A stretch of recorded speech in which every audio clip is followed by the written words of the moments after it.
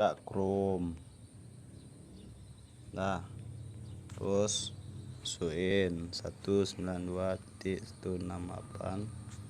terus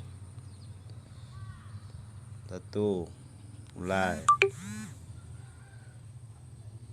Nah, baru ini admin, terus admin lagi, login. Kalau masuk nih,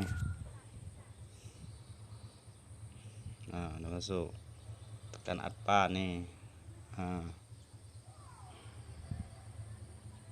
adpan, baru nih WLAN.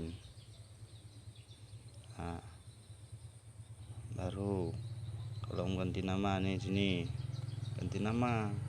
Kalau passwordnya sini, nih tekan checklist dulu, ganti, tekan checklist lagi, baru apply.